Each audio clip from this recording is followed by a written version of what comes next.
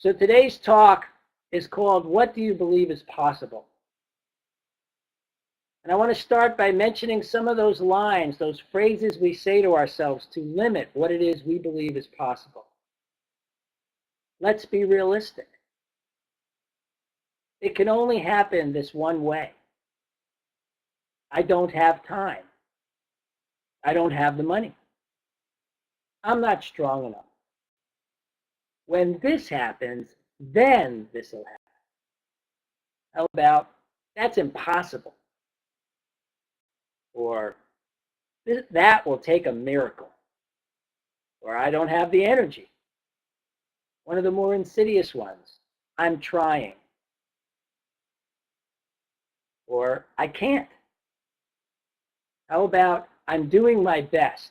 Which is insidious because it's a two-edged sword. We want to feel good about doing our best. And yet when we use it as a way to limit our perception of what's possible, then it cuts into our infinite nature. Or I'm doing all I can do. Or one of my favorites, common sense, as Henry David Thoreau just talked about. These ideas, which are so prevalent in our society and come out of us, many of us sitting here, if I asked you, do you believe in infinite possibilities? You'd all say, of course. But then when it becomes rubber hits the road time, when it's in that moment, when you really need to believe in infinite possibilities the most, that's when one of these lines tends to pop up in our heads, either out loud or inside ourselves. It's at those times when things get tense, when things get hard, when things look impossible, that at those moments we then start to fall into, and all of a sudden we'll hear ourselves saying, somebody said this morning, that's another great line. The only way this can happen is if I do this. Somebody said this morning, the only time I hear that quiet voice within me is when I quiet myself first. And I asked her, I said, are you open to the possibility that you can hear that divine voice within you even if you don't quiet yourself first? And she, of course, said yes, because that's the insidious part, when it seeps in like that, when we think this is the only way this can happen. And as soon as we go there, as soon as we go to that place where this is the only way this can happen, well, then of course that's the only way it can happen, because we will prove ourselves right. The thing about this is whatever we believe, we will prove ourselves right. In Science of Mind, we talk a lot about a mental equivalent. And what we mean by that is having an image of the completed idea that is what we want to create, that we want to believe is possible. And we can only create up to the level of our mental equivalent, up to the level of what we can imagine as possible. We can't create beyond that. That's our point. And so if we can get to that place of infinite possibility, that's what opens up the idea of infinite possibility. We create what we embody. We create what we believe. We create what we think is possible. There was a time in this world when everyone believed that no one could run a mile in under 4 minutes. That our bodies just couldn't possibly do it. But there were a few people who didn't buy into that, who said, nah, I think it's possible. And they're the ones that did it. All of a sudden, boom, a 4-minute mile, someone ran under a 4-minute mile when the 99% of the world didn't even think it was possible. And that kind of race consciousness we buy into all the time. The idea of common sense and what we believe is realistic actually comes out of a race consciousness that we buy into. And those who make history are those who are willing to stand and say, nah, I'm not buying into this. I believe something else is possible, something greater. Freeing India from the British without firing a shot or striking a blow was thought to be impossible. Why on earth would Great Britain give up that colony? It wasn't like the Indians could ever force them out. It was thought to be impossible.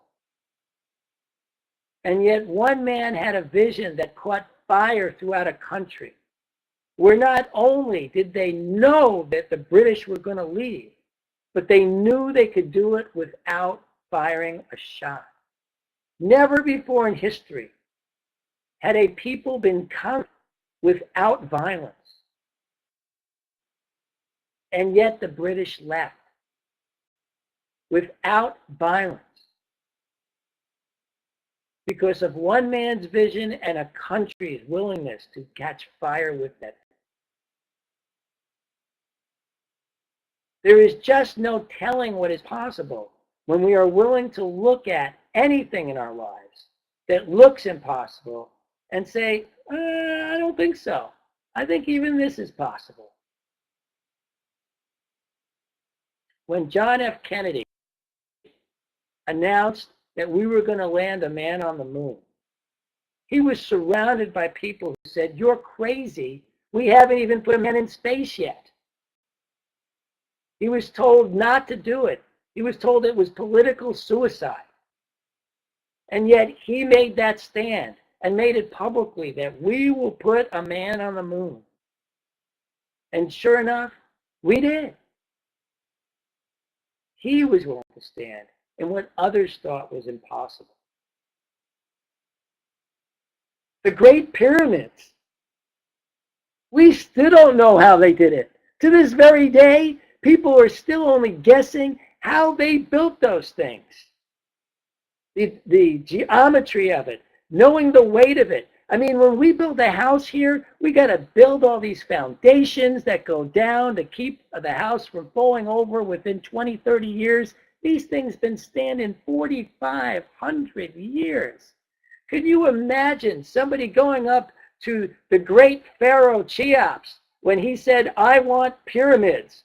And somebody said to him, I don't think that's possible. What do you think happened to that guy?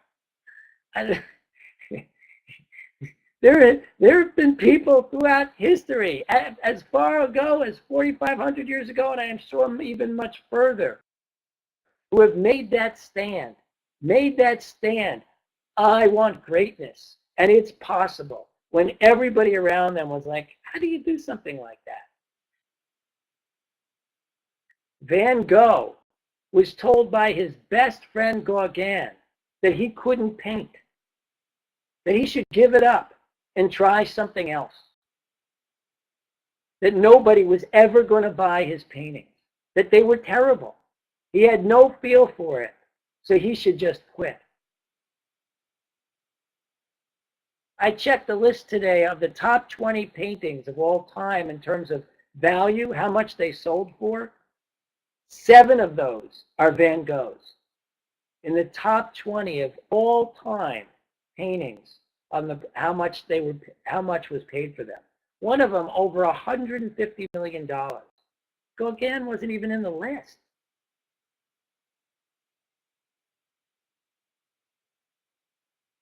We sometimes give our power away to others.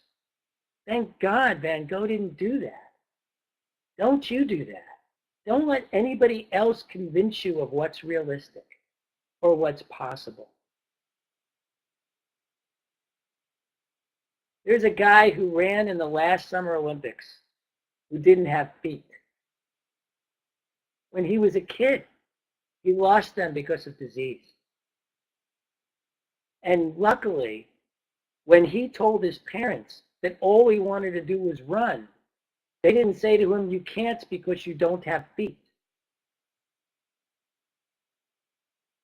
They somehow supported him, so he ran and he ran and he ran, and he kept getting artificial feet, to the point where when he was in the Olympics last year, this man was without feet, was up against the fact that others were saying he had the advantage, that his artificial feet gave him an advantage. Can you imagine a man with no feet being up against the fact that he has the advantage because he has no feet? I mean, that's like unheard of. And yet, there it was. Something possible that would have never been thought of as possible. So whenever we use terms like, let's be realistic, let's use common sense. Let's not overstretch ourselves. Don't allow the insidiousness to sneak in. Stand for the greatness of your life. Stand for what's beautiful. Stand for what's large in you. Stand for your greatness. Now, how do you do that? Practice. How do you let go of these thoughts? Practice, practice, practice. We talk about this here all the time. What you want to develop is mantras. You want to develop short, quick sayings so that when you say something like, let's not be realistic, let's be realistic, you can go, no, I know better than that. I know that my life works magnificent. I know that anything is possible. I may not know how. Certainly John F. Kennedy did not know how to send a man to the moon. So you don't need to know how to make a stand. You just need to make a stand that is yours to make. And if you have the dream and it's calling you, don't let the how get in your way. Stand tall and repeat over and over and over that you can do it. You can do it. You can do it. Or whatever saying works for you. Come up with the one. I have this one that when I start thinking of myself as too old to do stuff, mine is time is on my side. And I repeat that over and over, I don't know how many times a day, as often as I need it. Or my life works, it used to be, I used to have the saying was, my life works. But now, my saying is, my life works magnificently. It doesn't just work, it works magnificently. Yes. Yes, Sophie and Rob. Yes. You know, this is the kind of thing you want to make a stand for. You want to grow into that beautiful place of knowing. You want to grow into that place where you know that infinite possibilities is available to you right here and now. That is what's possible. Anything. You know, people say, well, you know, we're never going to see pigs fly. Well, you know, I don't know.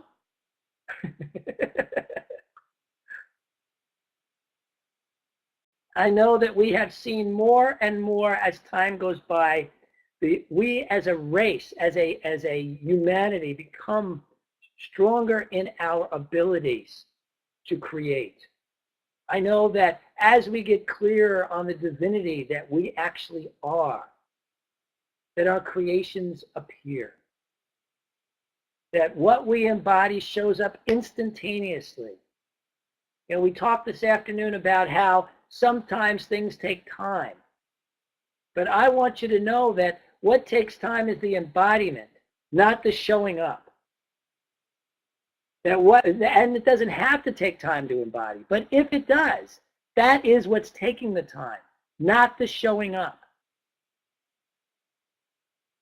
Our lives reflect back to us instantaneously the totality of what we embody at every given moment. We shift what we embody, something new shows up. We grow what is possible, and what shows up grows. We grow who we are, and what shows up grows. Sometimes we hold ourselves small, but we are all infinite beings. We are all larger than we can even possibly imagine. Anything is possible for all of us at any time. Let's do a meditation on that. Sit back, take a deep breath, close your eyes, and relax.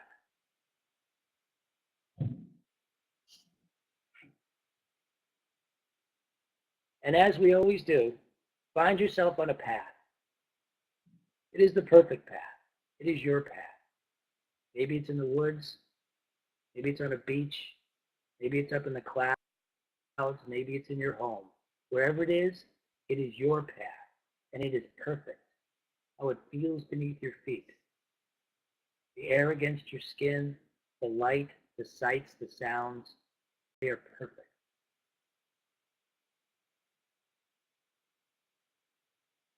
And as you walk along your path, you come to a clearing. It is the perfect clearing. It is your sanctuary. It is incredibly beautiful. With the exact sights and sounds and temperature and light and shade that you find perfect. And there is a chair there. It is the perfect chair. Go and sit in it and feel the of sitting in such a wonderfully comfortable chair. Take another deep breath and relax even further.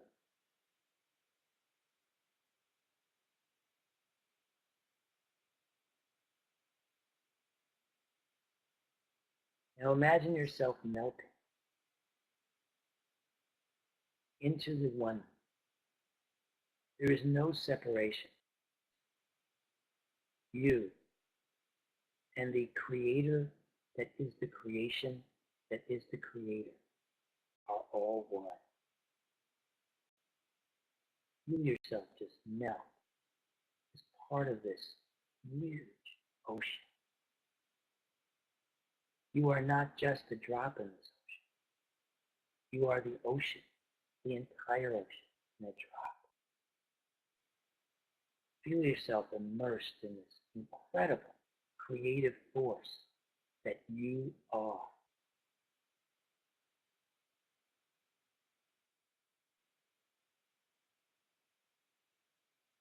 And now using whatever medium works for you. Maybe it's telling the story of your life, the way you want to create it going forward from this moment. Maybe it's painting it on a canvas. Maybe it's molding clay. Whatever medium works for you. Be the creator of your life. There are no obstacles, no talent to be learned. Simply because you see it or state it, watch it happen before your eyes.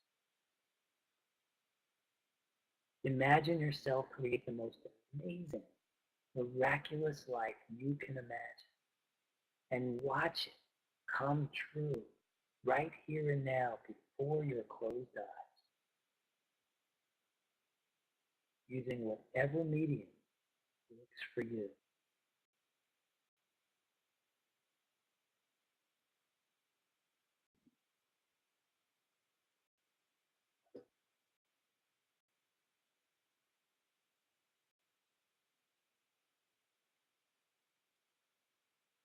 Feel the divine power running through every part, emanating.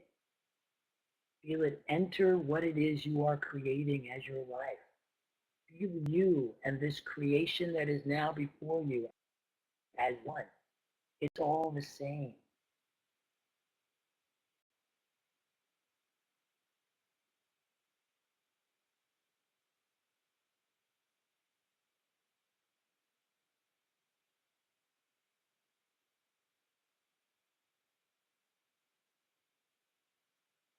Thank yourself for this magnificent experience of creation, of experiencing yourself as creator and creation.